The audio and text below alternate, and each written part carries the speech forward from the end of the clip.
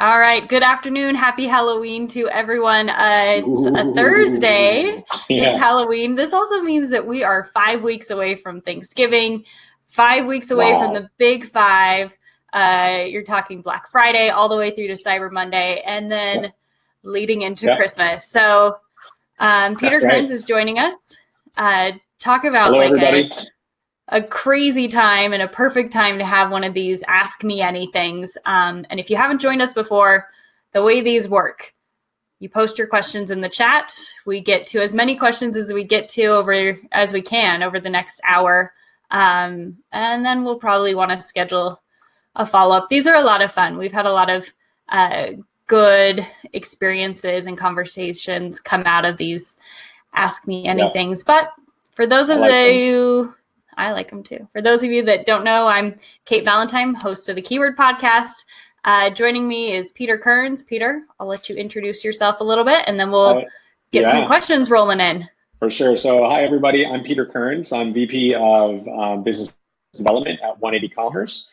We are a brand management agency for the Amazon Marketplace. And I've been in this Amazon space for about 8 years. My first 4 years, I was with Amazon.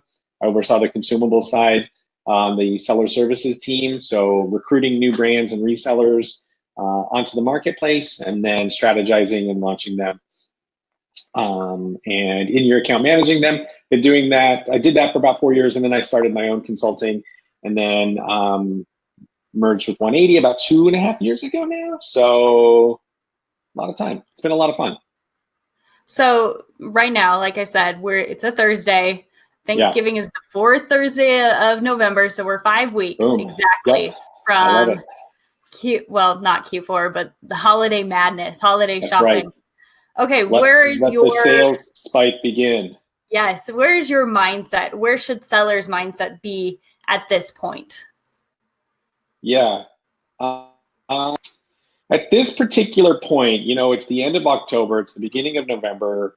You really need to make sure that your business, like I would be double checking everything, like dotting your I's, crossing your T's. It's the sort of thing like it's the last minute, check over your tax return before you send it off to the IRS, right? Because so you want to make sure like all your inventory levels are there. You want to make sure your ad campaigns are dialed in. You know what you're doing. You want to make sure your promotions are there.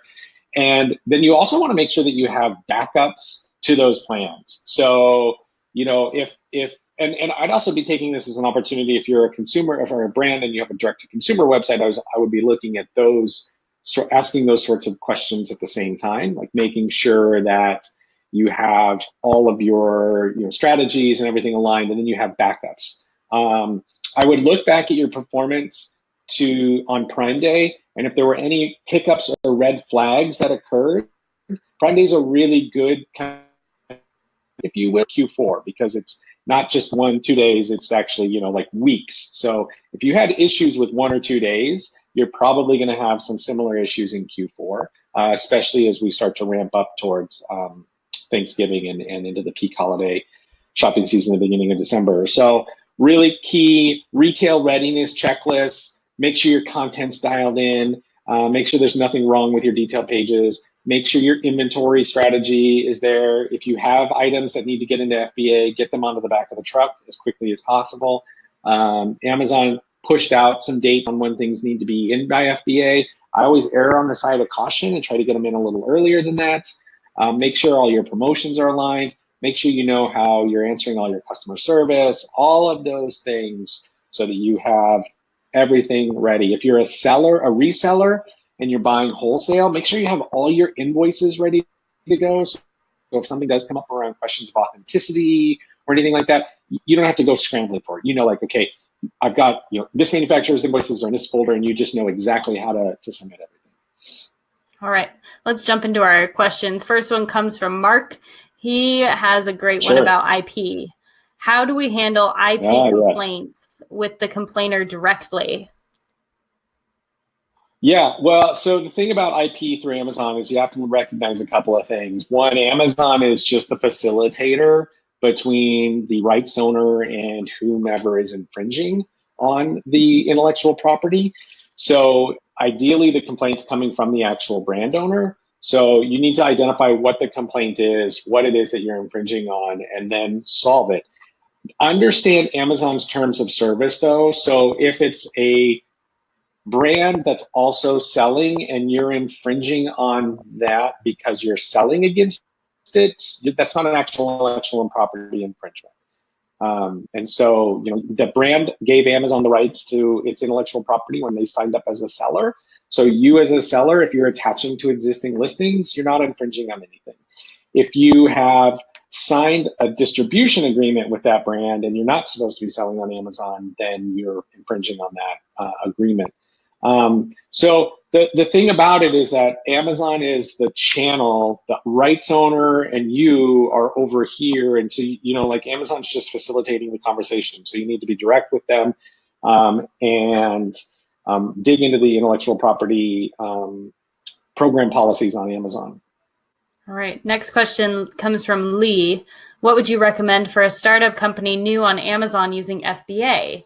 Yep. We've been selling for a little less than a year with organic search success and want to take the next jump to PPC. What would you recommend to a startup on a tight budget? So it looks like there's kind of a two-parter there. So you kind of cut it in and out there a little bit. Yeah. You kind of cut out there for a second. Okay.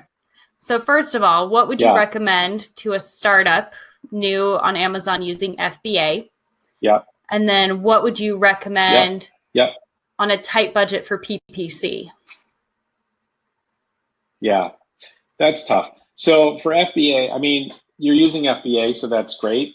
Maximize your inventory to the degree where you have, 5 to 8 weeks of coverage. You don't want too much because then you're not necessarily selling through it fast enough and it can impact your metrics. If you don't have enough, then you run out of stock. So really start to understand the per unit velocity and don't look at it from a holistic perspective. Look at it from per ASIN, so each individual ASIN.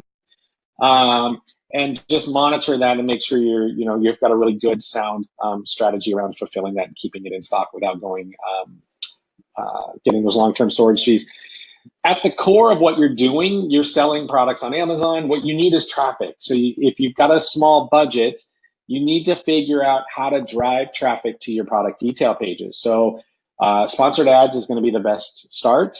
Once you've got that maximized, you can take off Amazon advertising, Facebook, Instagram, and pushing it to your Amazon detail pages.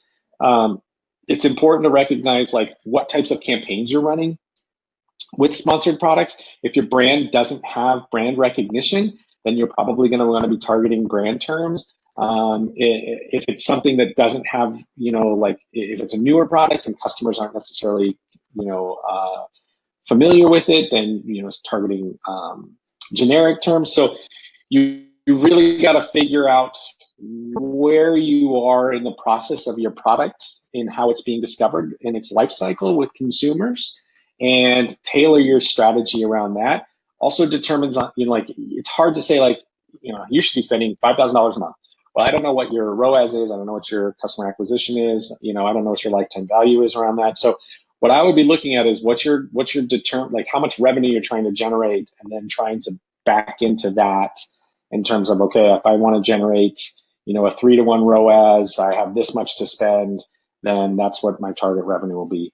So at the core though, what you really need to be doing is driving traffic to your product listings and figuring out ways, if you've got a small budget, what other ways you can do that. All right, next question comes from Andrew, and this is a really good one, especially for this time of year. He writes, I'm about to run out of stock. My new stock won't be available for FBA for 3 to 4 weeks. However, I'll have inventory that I can fulfill manually in the next week. What can I do to limit the damage here? Should I turn off PPC to limit sales? You can always turn off PPC to limit sales. You can flip your inventory, your setting from FBA to merchant fulfilled. So while you won't necessarily get the same kind of conversion because it's not in FBA, those that are really looking for your product and want to buy it will absolutely be able to get it there. So that's probably what I would do. I would probably eat the margin and offer free shipping. So on merchant fulfilled, and I would try to, figure out if I could expedite it. So while it's not Prime badge, they're still going to get it fast. Okay. He has one last question tacked on there. Should I raise price? I mean, if you're trying, I don't know why you'd want to raise price.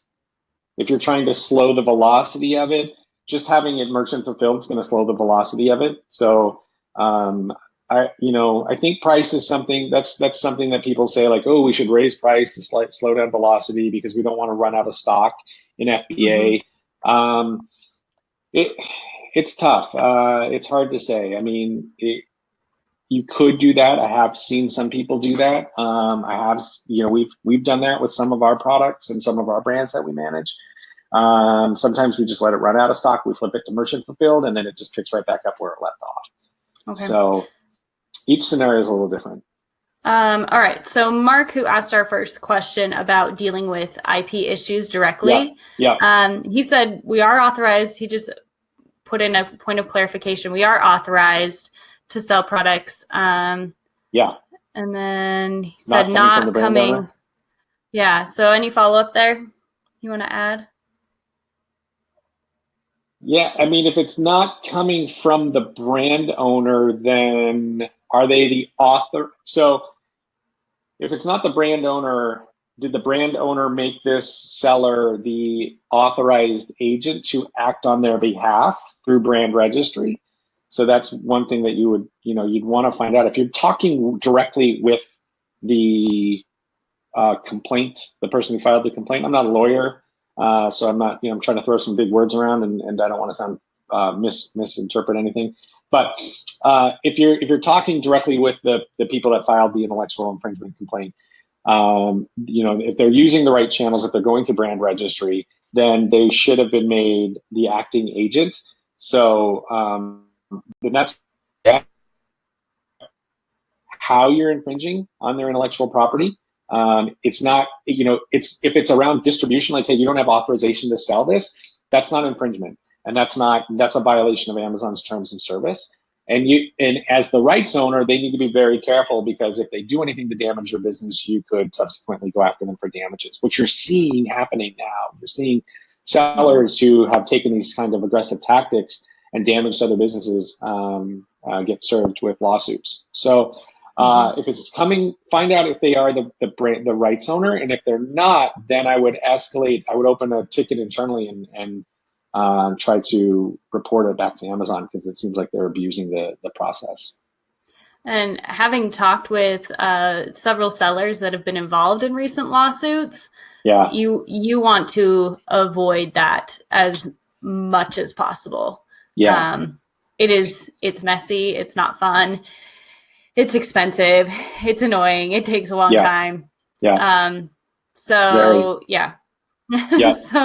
that's my best advice there, is if you can avoid that lawsuit, do it.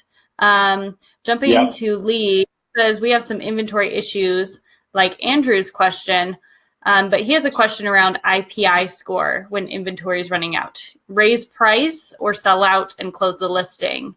So they want to do what's best for IPI score and future sales. So I mean, the IPI, the best thing is just, inventory that's coming in and going out on a regular basis. I don't know how running out would hurt it. I mean, I could be unfamiliar with that. But for us, we're really looking at inventory that's going in and coming out, and seeing that velocity and accurately managing it.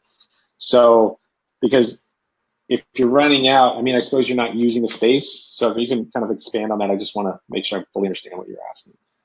All right. So Lee, you follow up there. Let's see. Yeah, it's not. I'll have him follow up. Okay, cool. Let's jump to next question. I'm just Blaze J, or if I have that wrong, sorry. but my main marketplace is Amazon.de, and my ASINs Yep. have infographics in German. If I want to activate these ASINs on Amazon.fe, Yep. the French client will see a German version. Is there any trick to change images based on marketplaces?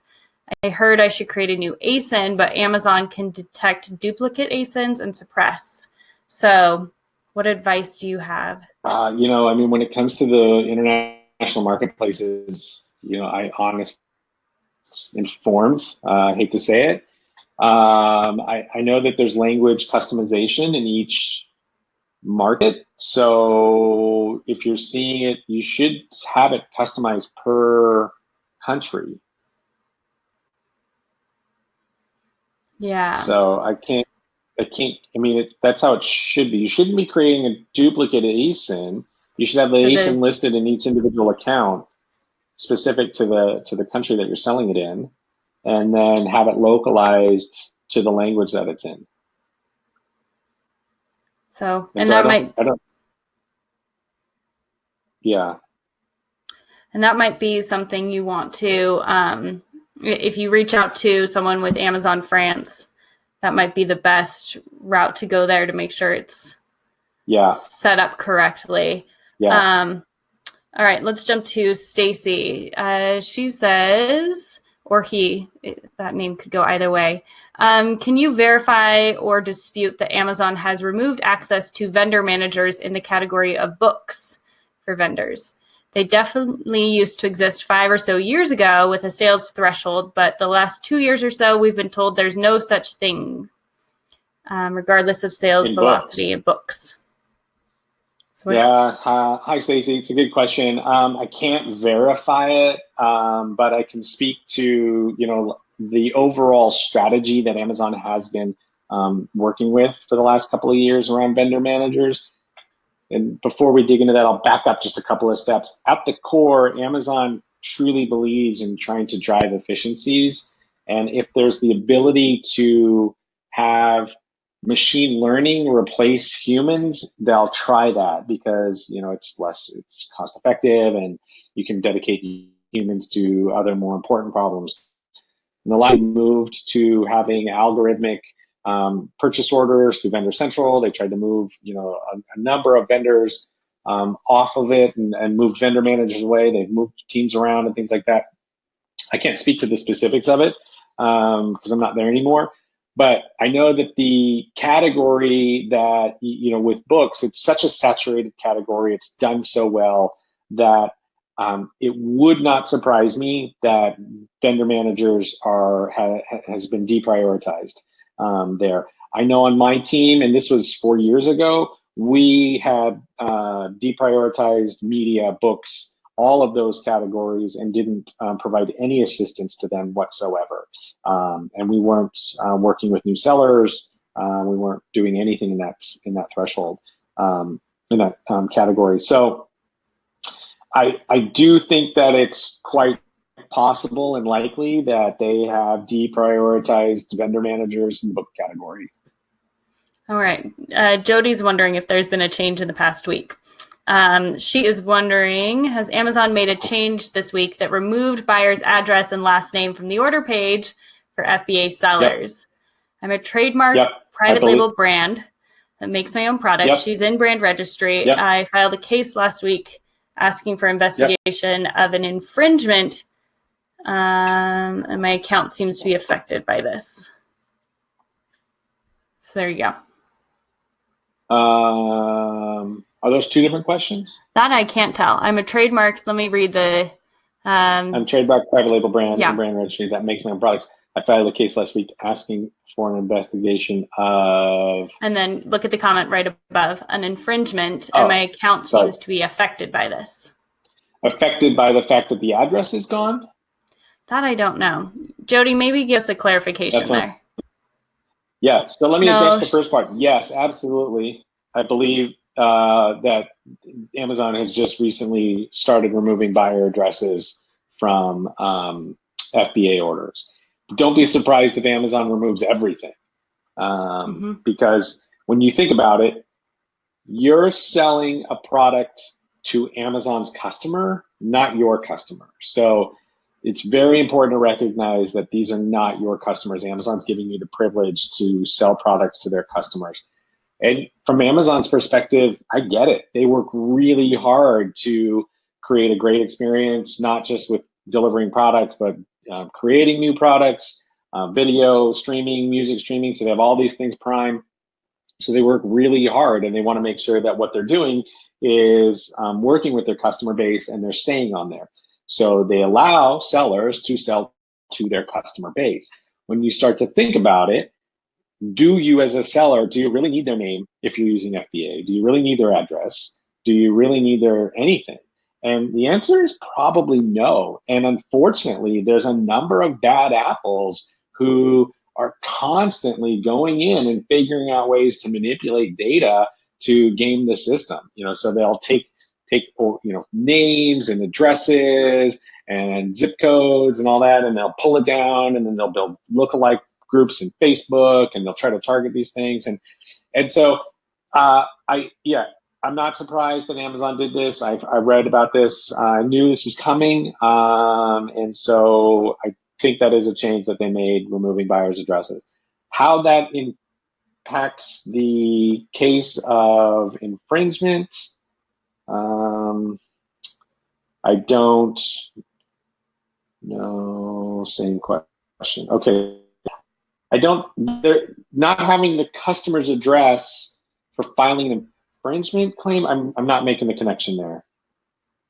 I do think it's, and maybe this is where she's going, but if you believe that someone is counterfeiting your product or making, Totally. reselling your product, you should be able to order it, right? So if someone is ordering your product, you can kind of see if the competition is ordering your product with that information gone, you lose that ability to kind of see that's coming. Yeah, totally. And that's the frustrating thing, is that there's so many anti-competitive tactics that go on between sellers, where they'll buy your product and then, they'll leave a negative review, and then it's a verified review, and you go and find the review, and then you want to go back into your order history to try to see, like, hey, did this person who left a negative review, does it match the person who bought the product, and can I verify that?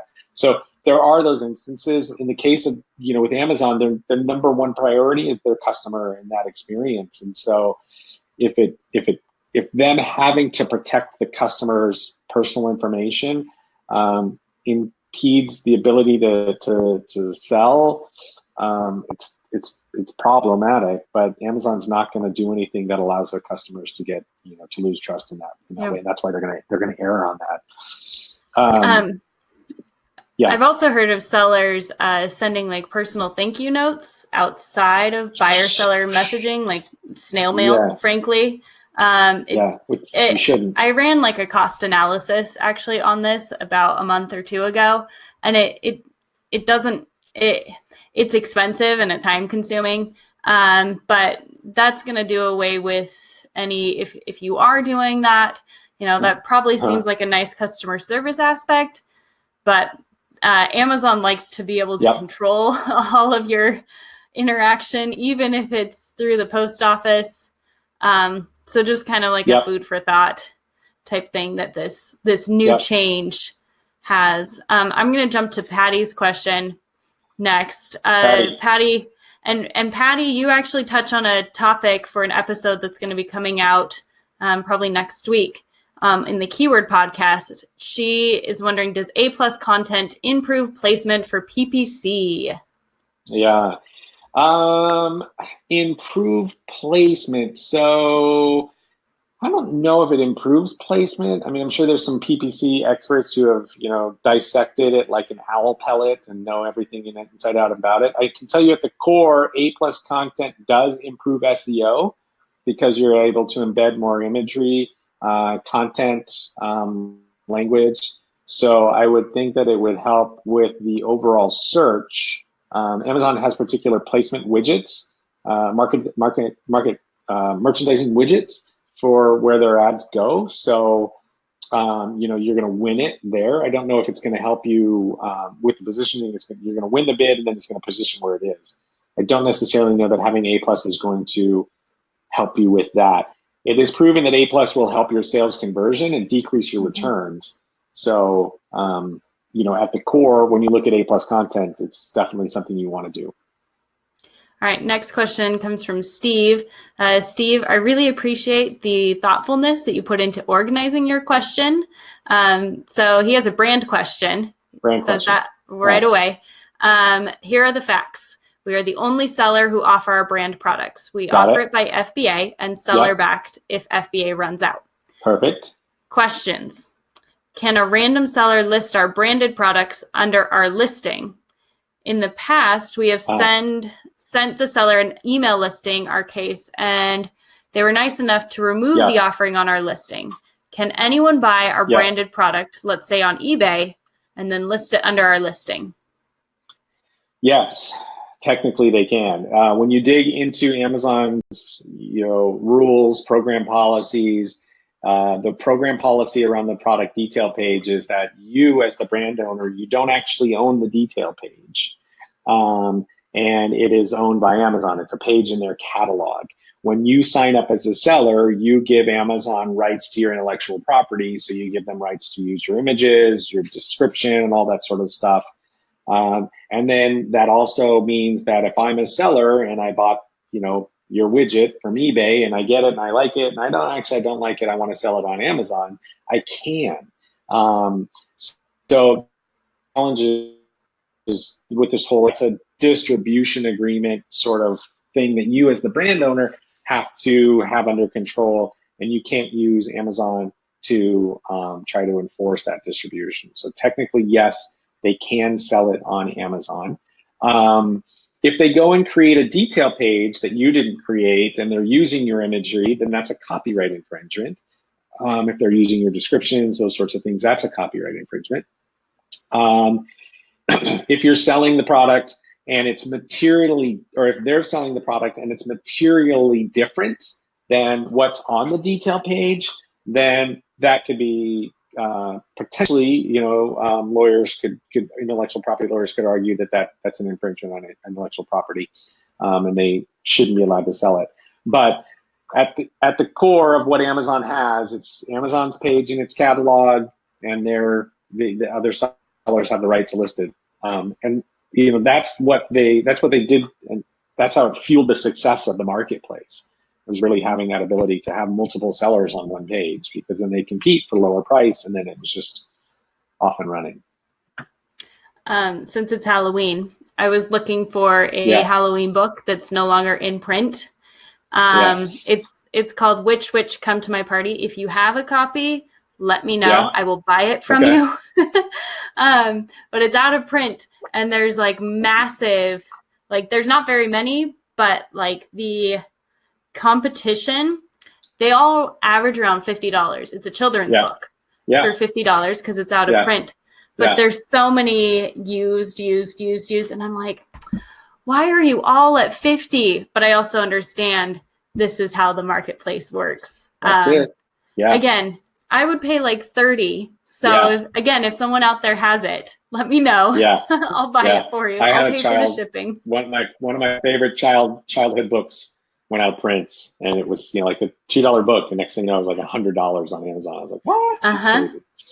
Yep. Yeah. All right. So Blaze wants to clarify the text in the images are German. Yeah. So if you're selling on France, then you need to change them. They need to be country specific. In French. Regionally. Yeah, absolutely.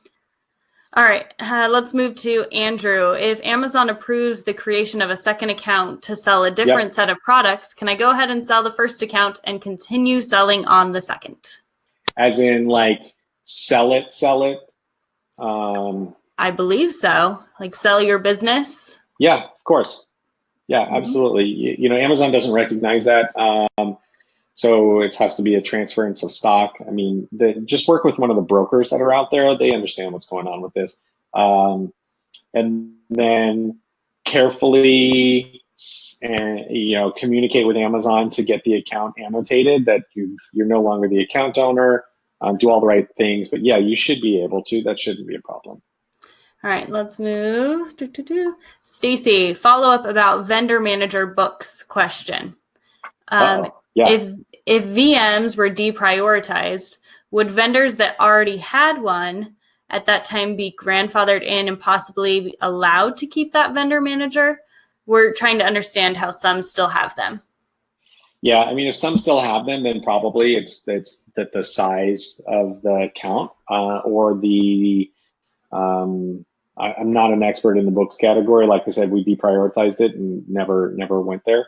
But if it's the size of the account or the publisher, if it's a publisher, that they have it, like the titles that they're pushing out, the relationship that they have.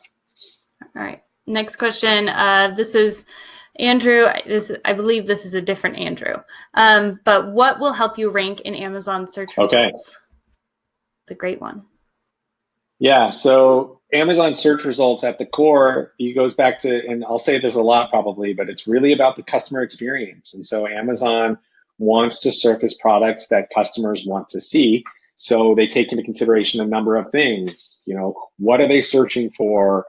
How long they search for it, how far they scroll down, then they click into the detail page, how they interact with the detail page, where their cursor goes, do they add it to their cart and buy it, do they add it to a wish list and then come back to it later on and buy it.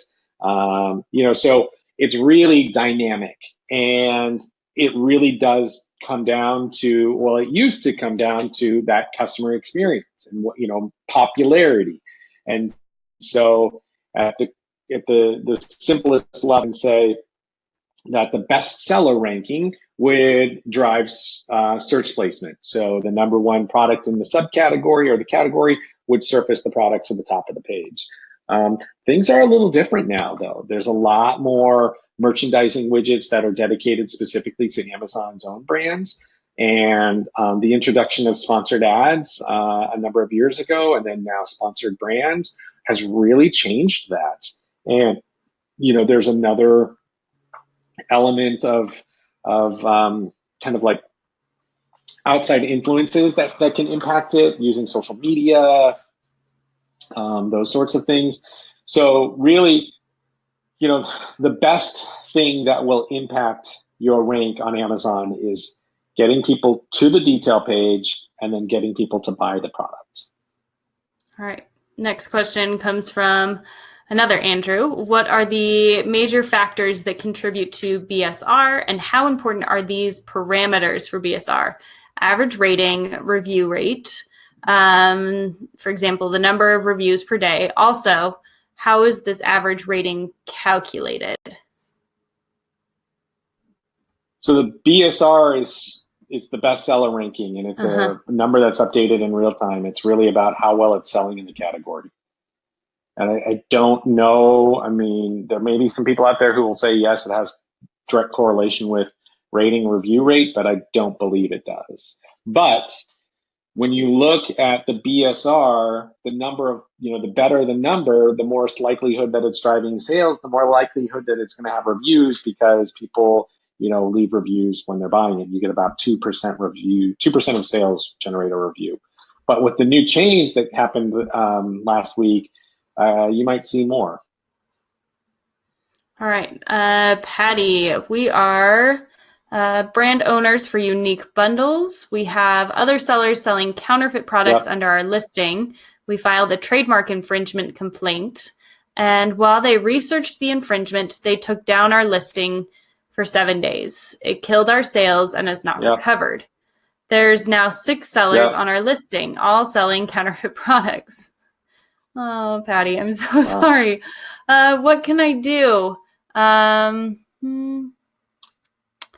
We've sent saying the product descriptions don't match, but they never tick off the other sellers. What other options do I have?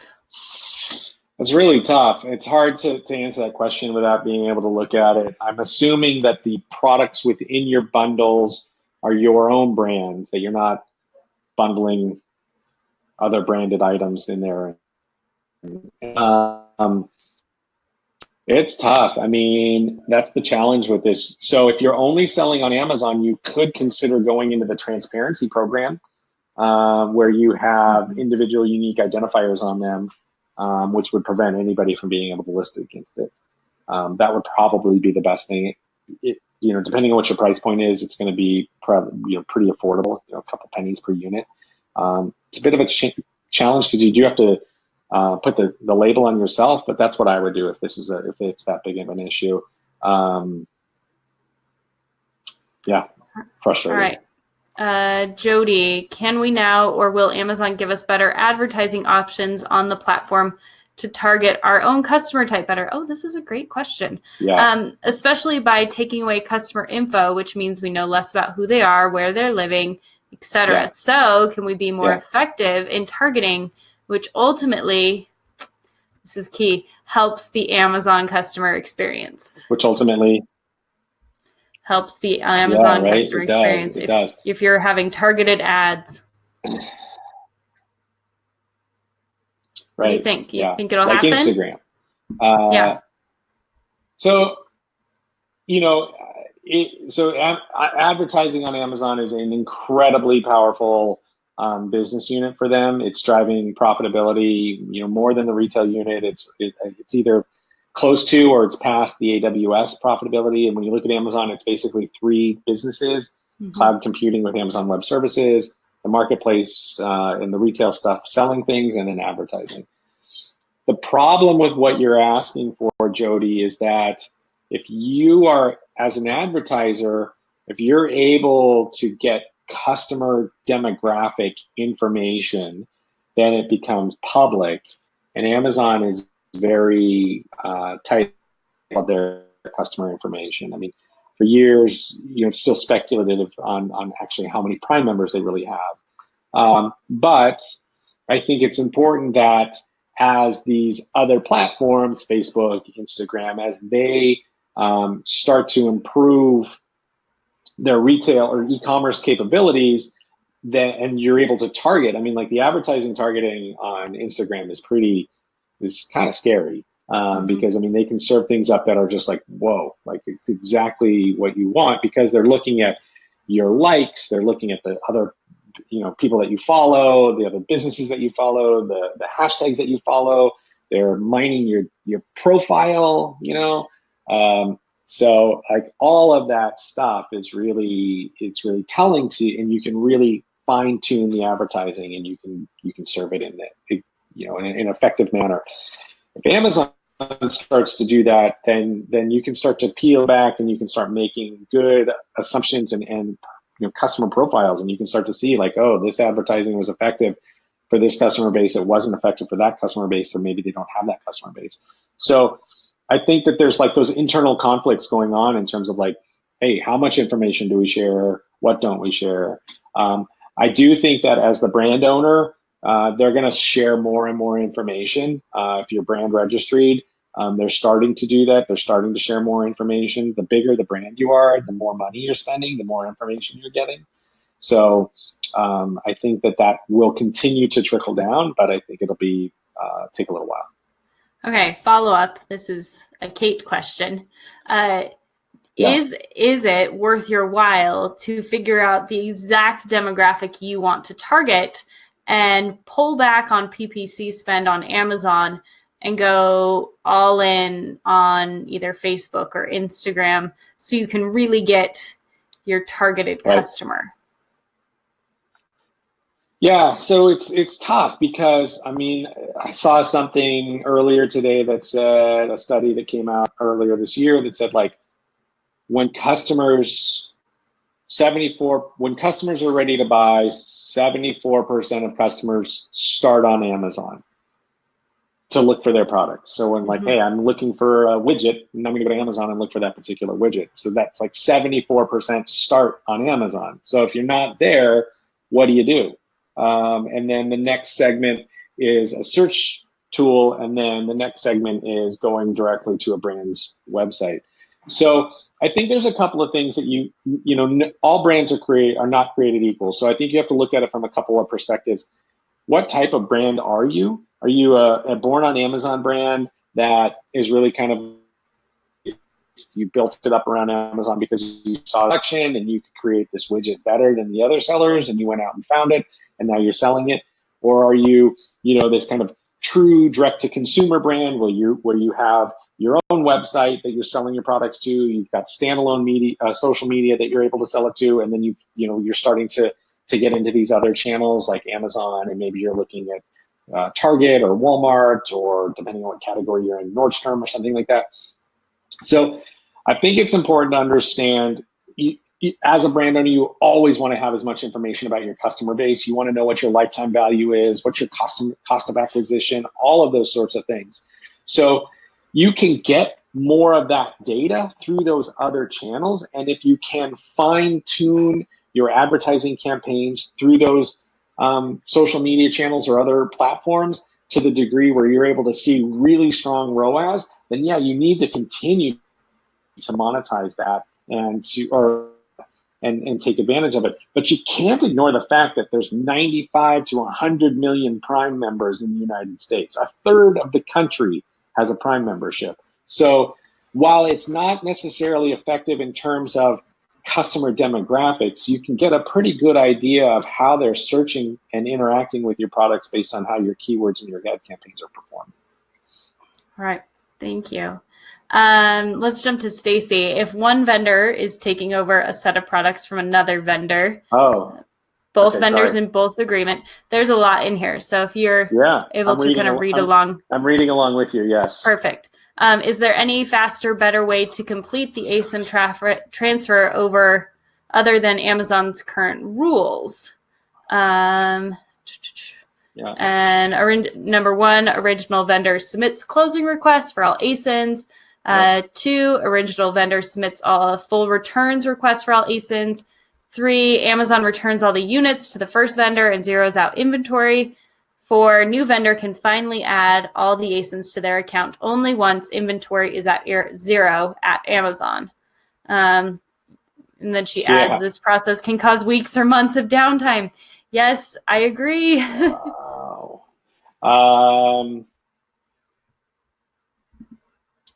That's a really, that's a long question.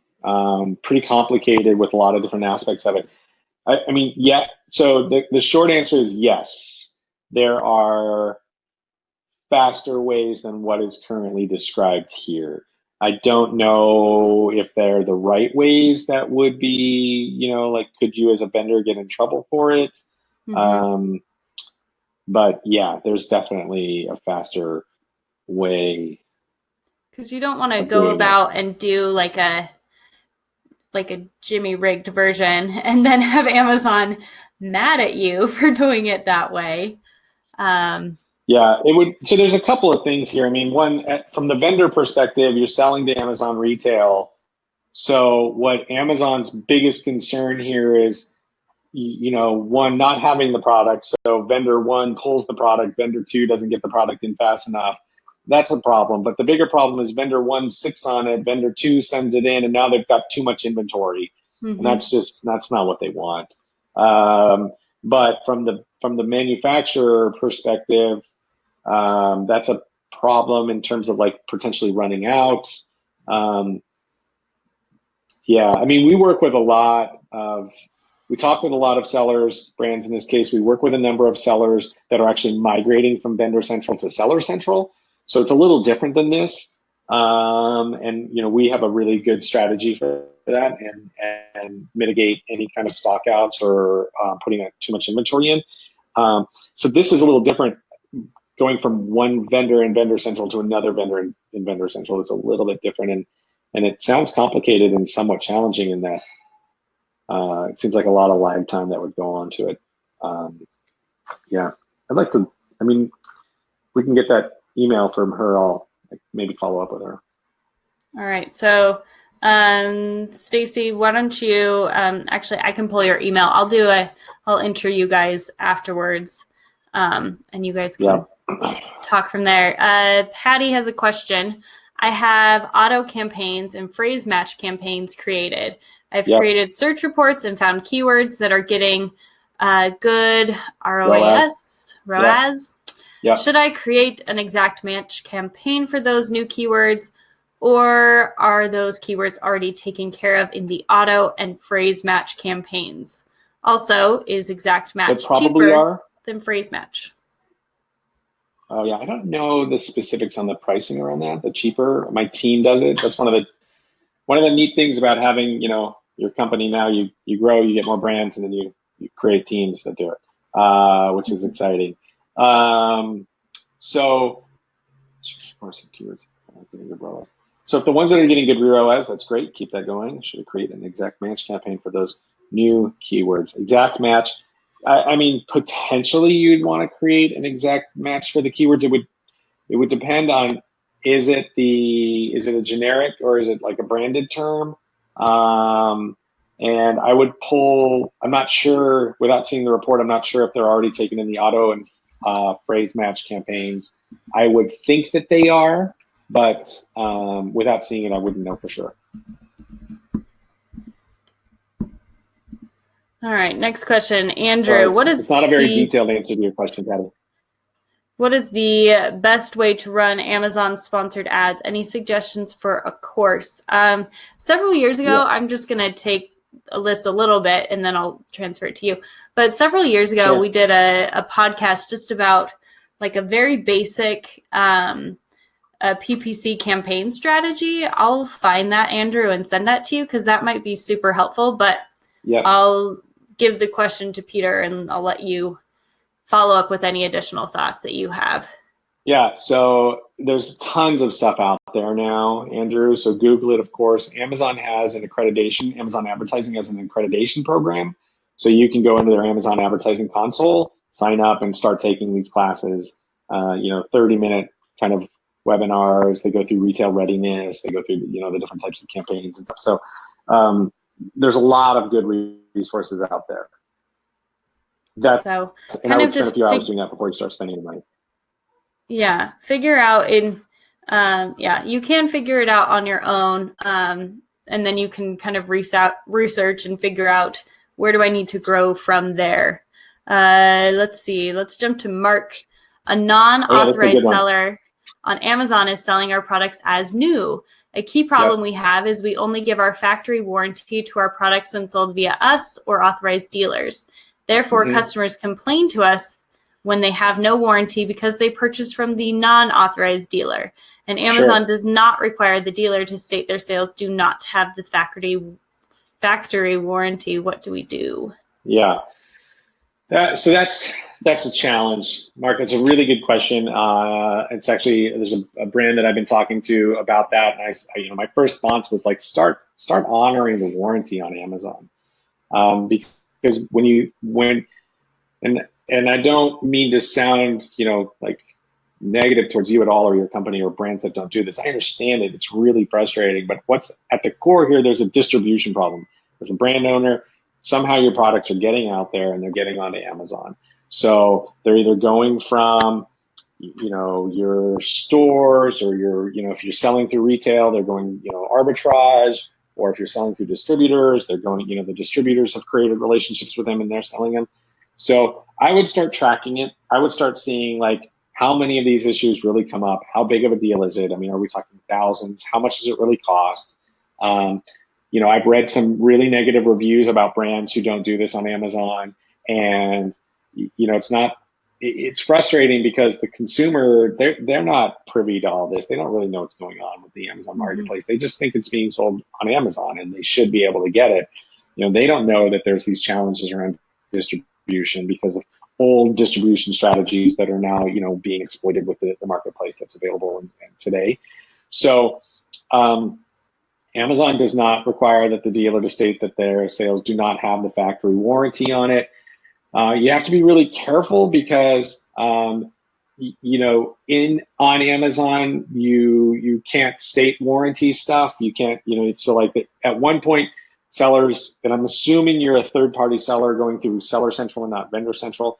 So at one point sellers were putting in the condition type, we're the only authorized sellers, no warranty will be honored by the other ones. So I think at the core, what I would be saying, like how much of a negative impact is it on your business if you just say, you know what, we're going to honor it if you buy it on Amazon and you buy it from one of these unauthorized sellers, we're going to acknowledge that it's there. Because it's not the consumer's fault that there's a problem with the distribution for the product and it's somehow getting up on Amazon. If it's big, like if it's like significant, if you have sellers and they have significant quantities, then your best distributors are probably the ones that are pushing the product out there, and you need to have some good talks with them. If you don't have reseller agreements, if you don't have marketplace distribution agreements in place with all your sellers and retailers, you have to go get those. If you don't have those and then you try to take any kind of legal action, then you're going to find yourself in court for damages and things like that.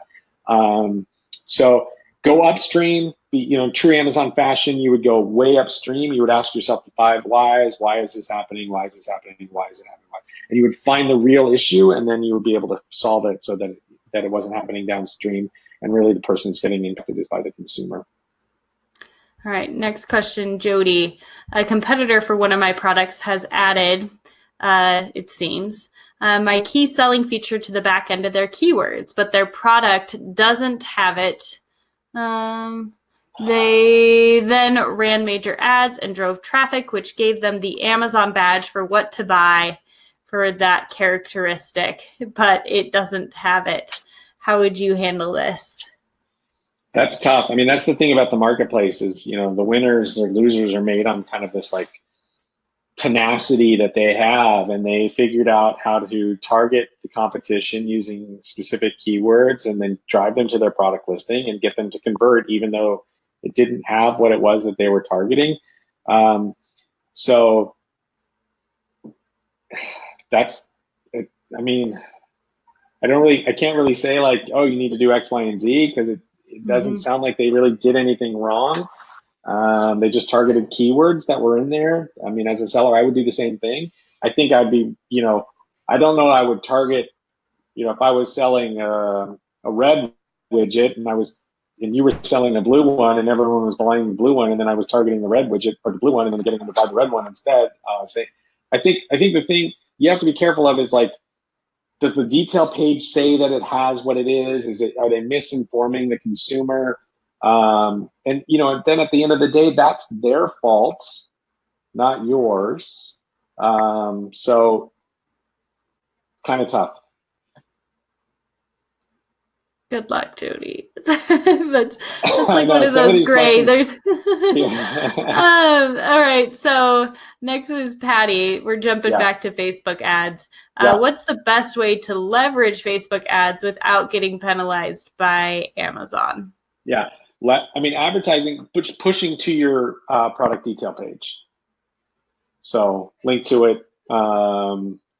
You just don't want to be asking for any kind of review, manipulating reviews. If you're just using Facebook as part of your funnel, so you're throwing in, all these marketplaces and or platforms to advertise in, and then as long as you're pushing to the detail page, and I don't think there's any issues with that. There you go. Andrew, this is a great question. This is actually something we've discussed multiple times this year. Is vendor system going to be phased out if it's not being phased out already? You mean like the system of Amazon buying products from vendors? That's the way I'm interpreting the question. Yeah, no, I doubt it. I mean, more products are shipped through Seller Central, through 3P, from small and medium-sized businesses than it's coming from the vendor side. But when you think of what Amazon's trying to do, and what they've always done so successful, it's always been about getting product selection, having the right selection. And so what Amazon needs to be able to do is control that selection. They need to be able to have the ability to impact pricing on that selection. And if it's just third-party sellers, then the pricing is in the hands of the third-party seller. So if you're the top biggest brands in the world and you control everything that's going on with your business on Amazon, and then Walmart goes and offers those products at half off, and then Amazon can't compete. So I doubt Amazon will ever eliminate any kind of vendor program. I think that they'll probably continue to try to fine tune it. I think that they'll try to continue to, work with brands as they are growing. And I think they'll try to reduce dependency on those outside brands that are going through Vendor Central. And what I mean by that is that they'll continue to invest in their own brands to try to get consumers to convert on their own products that they do control, that are only available on Amazon and not available on anywhere else. Because, if I go to Amazon and I'm looking for this brand and it's an Amazon brand, then Amazon can control it. They don't need to worry about off Amazon pricing. So I don't think, as long as there are brands out there that consumers want, that, and those brands need channels to sell through, there will be a vendor system. I think it'll just continue to be fine tuned. And I think that those brands that are maybe smaller will probably continue to switch to Seller Central. And with everything you can get with brand registry, the storefronts, the A+ content, it makes it a very competitive, very good place for you to be inside Seller Central versus Vendor Central. And it gives you a little more control too over listing, pricing, that sort of thing. All right. Jody, this is a follow-up question to her earlier question. And just a reminder, hers, she believes that competitors using some of her key selling features in their backend. And so she's clarifying, which is a great question to ask. Isn't it bad for Amazon to be recommending a product for something that it doesn't have? 100%. Completely agree with you. Absolutely. Yeah. I'm not saying it's the right thing to do, Jody, and I totally get it. But there's so many other things on there that Amazon, isn't it bad that Amazon does this? What's expired products get sold, or products that have claims that they've been approved for X when they haven't been. You know what I mean? Like all of those things. I completely agree with you. I think it's a very bad thing, and that it shouldn't happen. And so, the problem, depending on the type of product, if it's a safety issue, then it needs to be addressed. If you're selling a product that, a bike helmet that's going to help you protect your head in a crash, and it turns out that it's not really a bike helmet, it's a decorative item, and they're using it to target that, yeah, absolutely, that should be addressed. So I think it's important to recognize that. I think the impacts on it. It's also important to recognize that it's your job as a brand owner and a seller to run your business the right way and to focus on your business. And there are things that are out of your control, and the other actions of sellers are out of your control.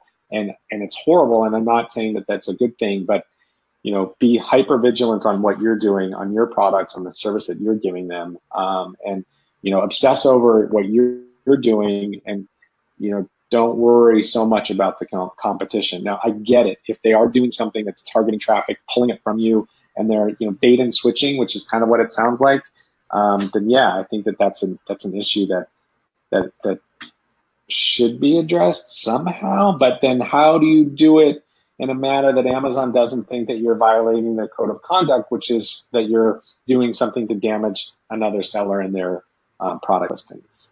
So it's a fine line. It's really kind of an awkward one. Do you think so? I don't have to tell you, the marketplace is competitive. But do you think that brings out, and we'll end on this question, and then we'll share your contact info. But do you think that people are so hyper-focused on the competitiveness that sometimes we forget to kind of build what we have, build our own listing pages, like aspire for better with our own brands, our own products? I think, I do. I do see that a lot. I do see, I've been in instances where I've been at workshops where, people have asked me these questions about competitive tactics, and then, we'd pull up their detail page and I'd say, well, you don't have A+ content yet, and you're focused on, worrying about what this competition is doing or might be doing to you when you're not addressing, these issues. Or they, I've had people bring up reviews and they're saying like, oh, well, these people are these reviews are coming from a competitor, and I'd point out, well, these reviews actually state that the product has failed, and you're not addressing those. So there's a book, Brad Stone wrote it. I think that's the author, The Everything Store, and it really talks about Amazon and the culture and how, from Bezos and the senior leadership down, it's really all about like, focus on what we're doing. Don't focus on what the competition's doing. Just let's worry about us. Let's obsess over our customers. Let's obsess over our processes. Let's obsess over our results and let them do what they want to do. And if you look at it, that strategy has been pretty successful for Amazon. There were some, lots of e-commerce players over the years that have, slowly started to fall to the wayside. eBay last quarter reported, decrease in sales and I think items shipped. I'm getting some numbers wrong, I'm sure. But the point of it was that eBay posted some negative numbers for the first time in that company's history. And, eBay, I love it, but also I see so many challenges that with them, and it's unfortunate. And it's one of those things where, like I've had conversations with leaders at eBay, and I'm like, you guys, when I look at it, I think that it looks like you're not catering from the consumer perspective, you're catering from the eBay perspective. And when I try to shop, challenging, it's really hard to navigate and find the right products and things. And so from that mindset is sometimes really hard to get behind, especially when you're a small business owner and the competition has the ability to pull a couple levers, and next thing you know, your business is down 50%. You're not an Amazon. You don't have billions of dollars behind you. You don't have all of this investor money and all that sort of stuff. So that's really tough. But if you can take a critical eye at the areas of opportunity for yourself and your own business on how to perform and how to improve, that tends to be the right strategy for the long haul. Now, don't get me wrong, there are a lot of bad apples, to use Amazon's own phrase, in the marketplace that will take advantage of sellers and in lots of different instances. And so you kind of got to watch your six on the marketplace, if you will, because if you don't, you're going to get exploited in some capacity. And it's really challenging because as much as Amazon has done for a lot of things for the marketplace, there's still so much that they need to do to protect sellers. And that's one of the biggest criticisms that I have, is that there are some things that they could do immediately. And it would make it a lot better. I'm just pulling up. Thank you for kind of that final thought. Yeah. So this is 180commerce.com. That's where Peter is. You guys just recently redid your website. That's great. Yeah. So this info at 180commerce.com, you can certainly find Peter there. Yep. And they can connect you guys. So feel free to check out all this stuff. Now I need to go and explore your new website. Yeah, right on. Super fun. It's always changing. I'm always like, no, we need to change it. I like it. So there you go. You can go ahead and check out Peter. Of course, you can find me at keywordpodcast.com. You can also find me at Kate at keywordpodcast.com. And we love doing these with you guys. We'll probably do one during the holidays. These Ask Me Anythings are very insightful. Sometimes I think, Peter, and correct me, or I think maybe you would feel the same way, but feel free to correct me if I'm wrong. But sometimes Peter and I do this with the other Amazon insiders I talk with and work with, is we kind of get into our own little, like, these are the 5 issues we think sellers care about. Yeah. So I love doing these and seeing all of the issues you guys are facing and dealing with, and the ways you're also growing and finding a lot of success on the marketplace. Yeah, it's interesting because you think, like, oh, we'll talk about X, Y, and Z, and then we end up talking about 1, 2, and 3 instead. So it's a lot of fun. My email address is just pk@180commerce.com, so it might be easier than going through that contact us form. So you can just send me that directly also. But I mean, awesome. I'm in the back of my mind, I think it's important. One thing is spend some time. I'm going back to that comment and that question around the intellectual property infringements, around the bundles, and around the other comment that came through. I'm not a lawyer. I have no aspirations of ever going to law school, but the last 2.5 years, I have had more conversations with lawyers around this stuff and the intellectual property. And so spend some time, understand Amazon's policies around it. Mm-hmm. And that's where I think a lot of sellers get hung up on, is that they try to go to Amazon about it, but Amazon has nothing to do with it. They're just the facilitator. It's Yep. the rights owner and you as the infringer. And so that's where I think you need to understand what Amazon's policies are really all about. And find some legal help. And if you need help finding some legal help, and actually, I think the time to find a lawyer is before something bad happens, because you don't want to feel that crunch of, oh, I can't find a lawyer, can't find a quick lawyer, and you have an issue. But if you need some, I have a couple that I can put you in contact with that you can kind of help vet. That I've used for some things, and I know some other sellers have used too. So we've had good also experiences. look for seller groups in your area. There's usually lots of seller meetups and stuff if you live in an area, and leverage the knowledge. There's a lot of really good apples out there too. So leverage that knowledge. Or maybe they're oranges. I don't know. Well, thank you guys all very much. Thanks, everyone. We hope you have a great Halloween and kick off to holiday shopping in a couple of weeks. Talk to you guys soon. Thanks for having me, Kate. Take care.